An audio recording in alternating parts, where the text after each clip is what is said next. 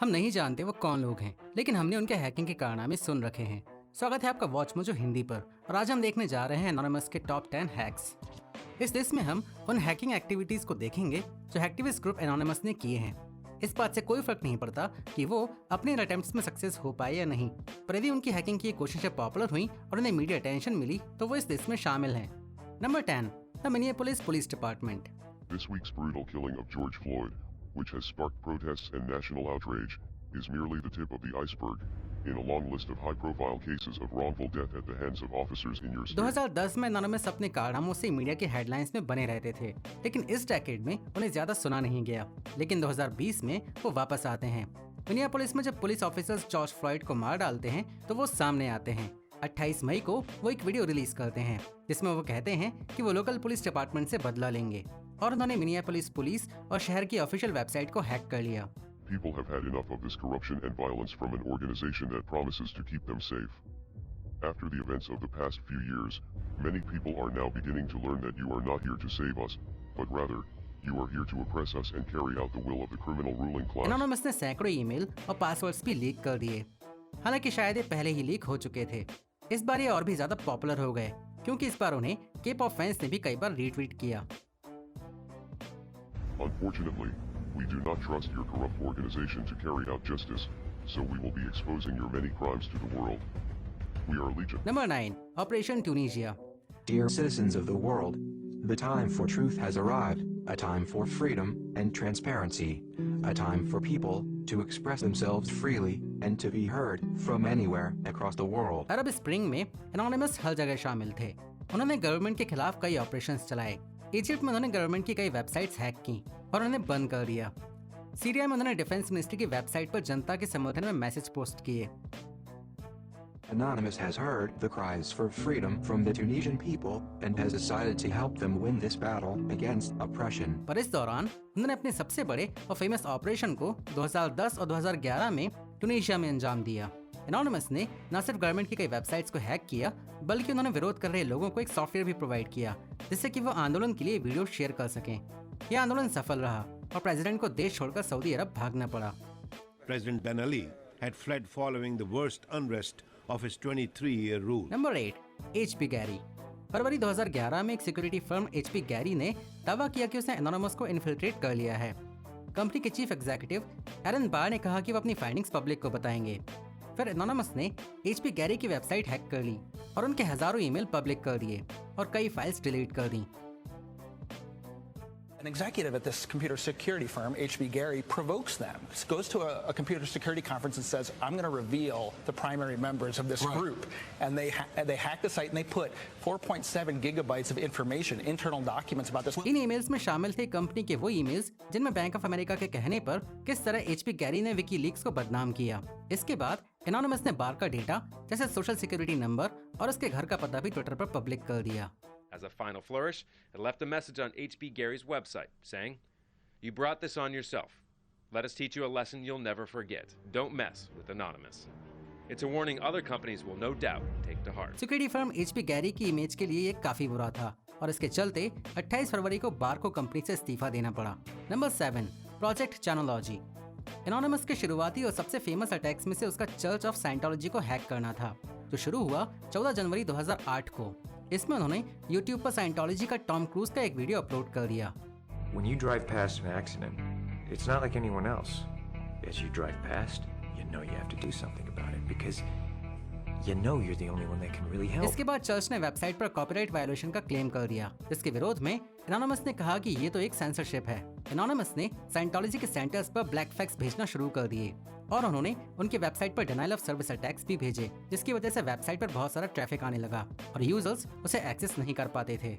Anonymous has therefore decided that your organization should be destroyed, for the good of your followers, for the good of mankind and for our own enjoyment. Anonymous के church पर किए गए इस hack से उसकी कई गतिविधियों का पर्दाफाश हो गया, जिसके चलते दुनिया भर में चर्च के खिलाफ हजारों लोगों ने प्रदर्शन किया। And whether or not we get viewed as vigilantes or whatever, hey, we'll take however people view us is how they view us. Number 6, operation पे बैक। ये एक छोटी फाइट से शुरू हुआ और एक ऑनलाइन वॉर में तब्दील हो गया। 2010 में एक एंटी पायरेसी कंपनी फेयरप्लेक्स ने काफी टोरेंट साइट्स पर डिनायल ऑफ सर्विस अटैक शुरू कर दिए। इन साइट्स में द पायरेट भी शामिल थी। इसके जवाब में एनोनिमस ने भी कई कॉपीराइट का समर्थन करने वाले कई ऑर्गेनाइजेशंस के विरोध में कैंपेन शुरू कर दिया, जिसमें शामिल थे United states copyright office, recording industry of America और किस के जीन साइमंस। ये मुद्दा बड़ा होता चला गया और इसके चलते दिसंबर 2010 में फाइनेंशियल इंस्टीट्यूशंस ने विकीलीक्स के डोनेशन के सारे दरवाजे बंद कर दिए। I mean, when circumstances arose surrounding WikiLeaks, it was a much graver threat, one that required immediate action, and we will fight for the vindication of WikiLeaks, and the events surrounding the Pirate Bay have not been forgotten. Companies like this are playing a cruel game with the public and will make them lose. ये operation avenge Assange बन गया। इसके जवाब में anonymous ने PayPal, visa और Mastercard पर DDoS attack शुरू कर दिए। It's being called Operation Payback. So-called hacktivists secretly infiltrate thousands of other online computers whose owners are unaware of the process. They form a so-called zombie army of robo or slave computers that bombard the mainframes of the target companies with so many messages, the target computers slow down or crash under the onslaught. जब लड़ाई खत्म हुई तो operation payback के 13 members पर मुकदमा चला और उन्हें सजा दी गई। We do not forgive internet censorship and we do not forget free speech. We are over 9,000. Expect us. Number 5. Operation free Korea. North Korea से दुश्मनी लेना ये कुछ ज्यादा ही एम्बिशियस लगता है, लेकिन एनोनिमस आखिर किसी से कब डरे हैं। अप्रैल 2013 में एनोनिमस ने दावा किया कि उन्होंने नॉर्थ कोरियन गवर्नमेंट की वेबसाइट यूरी मिनोकिरी को हैक कर उसके 15,000 मेंबर्स का डेटा भी चुरा लिया है। उन्होंने नॉर्थ कोरिया के सामने डिमांड रखी कि किम जोंग उन इस्तीफा दें, वहाँ डेमोक्रेसी हो, देश अपना न्यूक्लियर प्रोग्राम बंद करे और उसके नागरिकों को बिना सेंसर इंटरनेट का एक्सेस मिले। But this is just the latest shot in an ongoing and very serious cyber war between the two Koreas that goes far beyond just the humiliation of a leader. उन्होंने north Korea की flicker site को hack भी कर लिया और उस पर Kim Jong उनकी सुअर की नाक और मिकी माउस के टैटू के साथ पिक पोस्ट कर दी। एनोनिमस ने कहा कि वो नॉर्थ कोरिया के सीक्रेट मिलिट्री डॉक्यूमेंट भी रिलीज करेंगे, पर ऐसा अभी तक हुआ नहीं। So, who knows what they're planning on doing with all of that, but I wouldn't mess with Anonymous. Number 4. Operation mega upload. Now, you may have heard of some of these anonymous-related hacks in the past to take down other government websites, but never have they gone after so many at once. Anonymous हमेशा से ही information और entertainment की आज़ादी के लिए लड़ते रहे हैं। मेगा अपलोड 2005 से 2012 के बीच ऐसी एक साइट थी जिसमें फाइल्स को फ्रीली शेयर किया जा सकता था, लेकिन जनवरी 2012 में यूनाइटेड स्टेट्स के डिपार्टमेंट ऑफ जस्टिस ने मेगा अपलोड को कॉपीराइट्स के उल्लंघन का हवाला देते हुए बंद कर दिया और उसके 4 एम्प्लॉइज को अरेस्ट कर लिया। Within minutes of its shutdown by the US authorities on Thursday over questions of copyright infringement, hackers had jammed the websites of the FBI, the Justice Department and Universal Music. The online collective known as Anonymous said they did it and will strike again. इसके विरोध में anonymous ने government की कई bodies पर DDoS attack करना शुरू कर दिया, जिसमें department of justice, copyright office और यहाँ तक कि FBI भी शामिल थे। उन्होंने कई एंटरटेनमेंट हाउसेस को भी निशाना बनाया, जैसे कि universal music group, MPAA, RIAA और Warner brothers music. Exactly, it's a violation of freedom of speech, and it's Anonymous and a lot of other movements regard the internet as sort of independent from any government, and they regard a government interfering in the free flow of the internet as stepping outside of their jurisdiction. Number 3. Bank of America. मार्च 2011 में anonymous ने bank of America के अंदरूनी email public किए। उन्होंने उन्हें bank of America suck.com पर share किया। इसमें बैंक के एक पुराने एम्प्लॉय ने बैंक में हुए करप्शन और फ्रॉड का खुलासा किया। ये एम्प्लॉय बाल्बोआ इंश्योरेंस में काम करता था, जिस फर्म का ओनर अब बैंक ऑफ अमेरिका है। इन मेल्स में खुलासा किया गया कि किस तरह bank first place insurance policies के प्रीमियम बढ़ाता है। बैंक लोन इंश्योरेंस अकाउंट्स के नंबर में भी हेरफेर करता था, जिसकी वजह से कई लोगों ने अपनी प्रॉपर्टी तक खो दी। लेकिन इस बैंक की हिस्ट्री को देखते हुए किसी को भी इन कारनामों पर आश्चर्य नहीं हुआ। Number 2. Westboro Baptist church. Kansas के वेस्बरो बैप्टिस्ट चर्च फ्यूनरल्स के सामने धरने प्रदर्शन के लिए बदनाम थे और अपनी हेट स्पीच के लिए भी। ये एक नफरत फैलाने वाले ग्रुप के तौर पर जाना जाता था, जो अक्सर होमोसेक्सुअल्स, कैथोलिक, जूस और मुस्लिम्स के खिलाफ नफरत और भड़काने वाली स्पीच देता था। So you think the government of this country should put me to death for enabling homosexuality by thinking it's okay?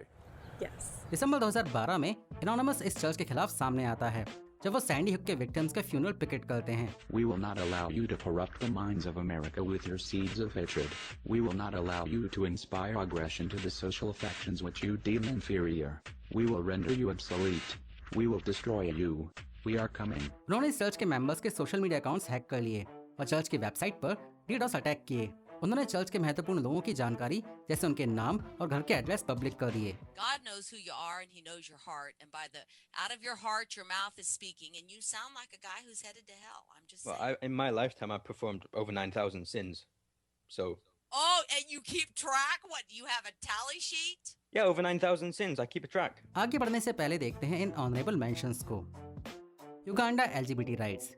LGBT के खिलाफ कानूनों के विरोध में गवर्नमेंट की वेबसाइट की हैकिंग। ऑपरेशन डार्कनेट, 1500 बेईमान लोगों के यूजर नेम्स को पब्लिश करना। The hell Turner red, radio host hello Turner की वेबसाइट को डाउन करना। Hal Turner wasn't the first actual person that Anonymous had caused trouble for, but the circumstances ended up being significant. They DDoS'd his website, stuff like that, costing him thousands of dollars, bandwidth fees. Anonymous versus Australian government, image port की censorship के खिलाफ Australian government की website को down करना। Defacement of support online hip hop, anonymous का मजाक उड़ाने पर हिप हॉप न्यूज वेबसाइट को हैक करना। आगे बढ़ने से पहले हमारे चैनल को सब्सक्राइब करना ना भूलें और बेल आइकन को प्रेस कर लेटेस्ट वीडियोस के नोटिफिकेशंस पाएं। आपके पास ओकेजनल वीडियोस या सारे वीडियोस पाने का ऑप्शन रहता है। इसके लिए अपने फोन की सेटिंग्स में जाएं और नोटिफिकेशंस को इनेबल करें। Number 1, operation Sony. It's being called a security breach of staggering proportions. Sony has confirmed that hackers broke into its PlayStation network, exposing the personal information of up to 77 million users worldwide. Soni पर anonymous के attack को समझने से पहले हमें hacker George hots या जियो hot के बारे में जानना जरूरी है। हॉट्स एक फेमस हैकर था जो आईफोन को अनलॉक करने और प्लेस्टेशन 3 की रूट कीज को पब्लिश करने के लिए जाना जाता है। सोनी ने हॉट्स पर मुकदमा कर दिया और हॉट्स की वेबसाइट पर आने वाले सभी लोगों के आईपी एड्रेस सोनी को दे दिए गए। If companies want to put these security measures on these devices, great, good for them. But if we want to come in and we want to remove these security measures so we can do legal things with our devices, then I think we have every right to. इसका बदला लेने के लिए anonymous ने सोनी पर कई attacks कर दिए जिसमें उनकी वेबसाइट और प्लेस्टेशन स्टोर को निशाना बनाया गया। उन्होंने सोनी के कई एग्जीक्यूटिव्स की पर्सनल डिटेल्स हैक कर ली। प्लेस्टेशन के नेटवर्क को बहुत नुकसान पहुंचाया गया और लगभग 8 करोड़ यूजर्स का डेटा ब्रीच हुआ। हालांकि एनोनिमस ने इस चीज में अपना इन्वॉल्वमेंट होने से इनकार कर दिया और कहा कि एनोनिमस की किसी दूसरी ब्रांच में इसका हाथ हो सकता है। Well, on the Anonymous website, they have a post which says, "For once, we didn't do it." They say that although some of their members could have acted by themselves to bring down Sony's servers, as an organisation, it was nothing to do with them. क्या आप इस list से सहमत हैं? Watch mojo Hindi पर इन videos को भी देखें और हमें सब्सक्राइब करें और बेल आइकन को प्रेस कर लेटेस्ट वीडियोस के नोटिफिकेशंस पाएं।